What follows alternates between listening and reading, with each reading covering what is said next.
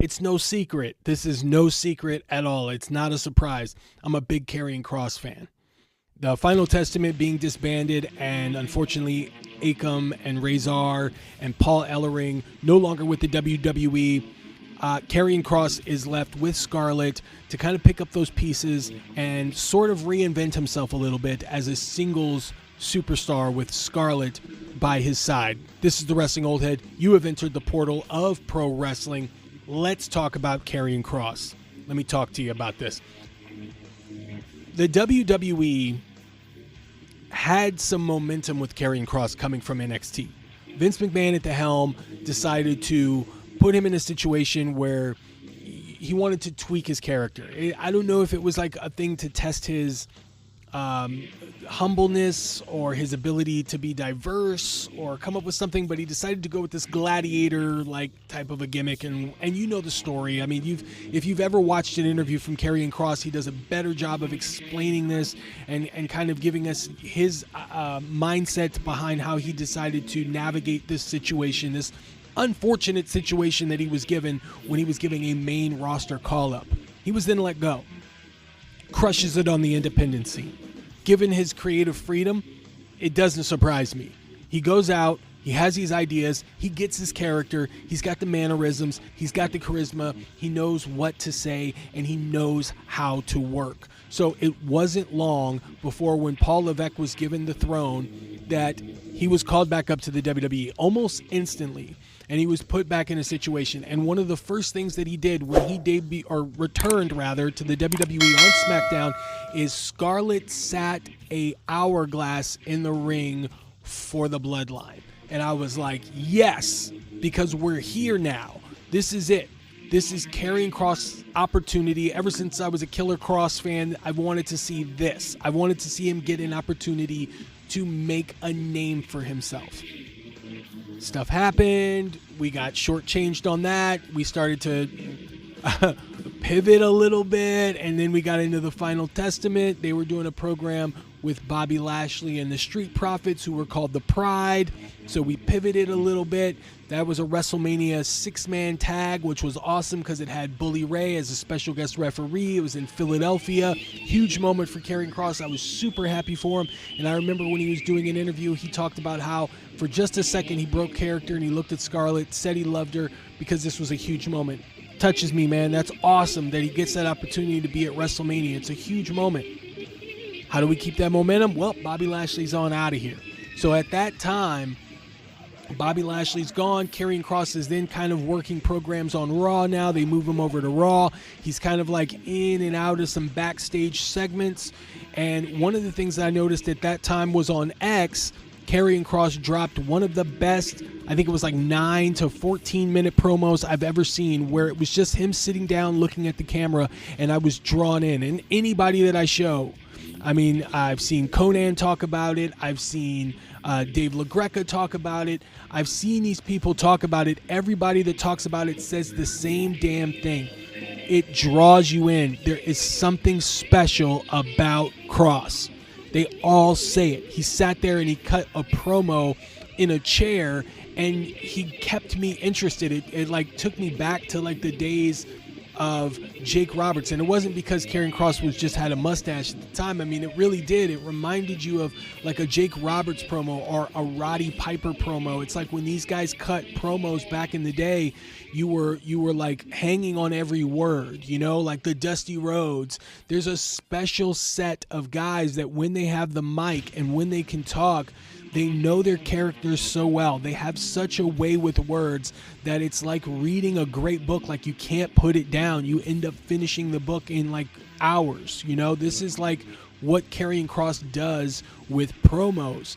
And so after that promo dropped on X, and I was like passing it to anybody that I could send it to, you know, any wrestling fan, any podcast, I was like, you got to check this out. Have you seen this? Have you seen this? And WWE, they, on Raw at least, I never saw them bridge the way that he did those promos with what he was doing on screen. But hey, I patiently waited. I saw that there was something materializing with Xavier Woods and Kofi Kingston, and they were having like a rift, and it seemed to be like that Karrion Kross was the marionette, and he was like getting something. So I'm like, okay, this is interesting. Let's see where they go with this. And then a similar situation happened with the Miz, and I'm like, all right. So now he's like, yeah, I see where this character's going. This could be interesting. And so he's moving these pawns all around, and the puzzle's starting to come together. And I'm like, this could be great. This could be great. And then you see the New Day go in a different direction. They become the Boo Day. And the Miz turns on R-Truth, and we're like, all right, like I can see this doing. So now that's all materialized. You've had the Wyatt 6 program. There's something going on with the Wyatt 6 right now. I'm not here to speculate or talk about what's going on with them. But for the time being, they're being moved to SmackDown, and they have yet to grace the presence on SmackDown to the audience. We don't know where they are. We don't know what's going on. But for now, that's been put on hold. Miz is on SmackDown. Now, Karrion Kross, who was feuding with Wyatt 6, who had a program with Miz, is still on Raw with Scarlett. And this past Monday on Raw, he was nowhere to be seen. And so that's why I'm doing this video. I'm just basically doing this video to let you guys know that if you have not been familiar with Karrion Kross's promos, if you are not sure if Karrion Kross is a top guy or top guy material, in this video, in the info drop down, I have left you links to the promos that he cut on X and some promos that he cut on YouTube. After you watch those, I want you to come back to this video and in the comments, let me know what you think. And look, everybody looks at things through different lenses. If you think it's trash, I'm not going to argue with you. But if you see what I see, if you see the talent there, if you see what the WWE can do, let me know and we'll talk about it. Because I think this is a conversation that is very important. Do you let somebody like Karrion Kross slip through your fingers a second time? They should capitalize on this moment. Karrion Kross is doing press for a book that he just released, okay? And this book, Life is Fighting, is giving him press in and putting him in environments that he would, I mean, like he's doing podcasts with Chaz Palminteri, okay? He did a podcast with the Busted Open podcast. Chris Van Vliet, who's been awesome to Karrion Kross. I mean, they go back years. I mean, there's like 3 or 4 podcasts with those guys, and it's always a great conversation. So this is putting Karrion Kross in the limelight. He's getting press. He's getting out there. And fans are starting to get behind him. Fans see the talent. They're coming across these videos that I just put in the drop down so you can check them out.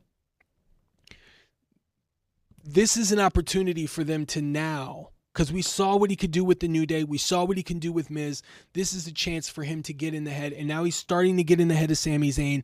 This is a chance for Karrion Kross to step across the ring with CM Punk, step across the ring with Cody Rhodes, and in my opinion, step across the ring with John Cena. See, if I had my way, I would put John Cena at an advantage where he's been back and forth between the WWE and Hollywood, and he's doing movies, and he's not the same John Cena. He's not the, nose to the ground, training every day, working hard, and he thinks he can come back in and he can just like insert himself into the top spot. And what he's going to find out is that the competition is crazier, the talent is younger and hungrier, and he needs to dedicate himself a little bit more. And he's going to get in his head. He's like, this is my last year and I've been failing. So that's when Karrion Kross comes in. That's when Karrion Kross comes in. And that's when he starts trying to get into his head. And I think that's a phenomenal story. And if you go back and look at Karrion Kross's promos from last year, he even called John Cena out. When John Cena announced that he was going to be retiring in 2025, at the end of 2025, Karrion Kross did a backstage interview with he and the Final Testament, and he talked about John Cena, and they played clips from John Cena. It was like you were getting a preview of potentially what you were going to see in 2025. I think that would be a great WrestleMania. And I know they only have 2 months to really establish that Karrion Kross can be in the same ring with John Cena at WrestleMania. I get it, guys. I don't believe in hot-shotting or shotgunning or throwing somebody in an environment before they had the chance to really feel like they're formidable. But they've got 2 months to do it, and I would really, really like to see something like that. And if not at WrestleMania, sometime soon, because Karrion Kross has established that he is that type of character. The mind games, the parasitical type of style of Karrion Kross. I've seen it. And doing that with like a John Cena, or doing that with Cody Rhodes even. Look at what's happening with Cody Rhodes. The paranoia of Cody Rhodes losing all of his friends, side-eyeing Jey Uso because he wasn't sure if Jey Uso was going to cash in on his trip to WrestleMania by challenging him for a match at WrestleMania. I mean, like, you're seeing Cody Rhodes sort of crack. It's not a full-on implosion, but that's what Kross would capitalize on. He would pounce on that opportunity. It's like almost watching like two different comic book universes converge when you see what Karrion Kross has been doing with the New Day and the Miz, and then with Cody Rhodes is doing and John Cena is doing over on this other side. And I'm just simply saying, let's put them together and let's see what happens. And I promise the WWE and the fans will not be disappointed. I promise. I've got that much confidence. I've seen this guy. It's a special thing, man. I'm telling you. And look, I'm only a wrestling fan. I'm not a journalist. I'm really no expert at all. I'm just an old guy that sits on the couch and watches professional wrestling. But I'm telling you, man, it's something special with this guy. And they shouldn't miss this opportunity. They shouldn't miss out on this opportunity. It'll be a big mistake to miss out on this opportunity for a second time. This is the Wrestling Old Head. You have entered the portal of pro wrestling. As always, stay tuned for more. When you see somebody with talent like Karrion Kross that comes across only once in a while, I just had to mention it. I had to do a video on it, and I had to put it out there because I really think that it's his year. I think it's his time, and I think that they should capitalize and pull that trigger, because now is as good a time as any. Give him back his entrance from NXT.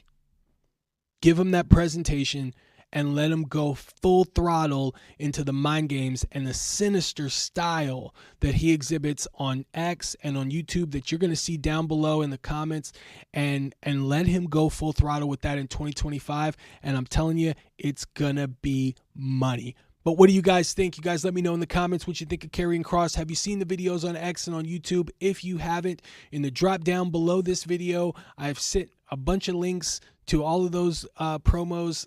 I'm telling you, it's worth a watch. If you got the time, check it out. And then come back to this video, drop it in the comments, and let me know what you think.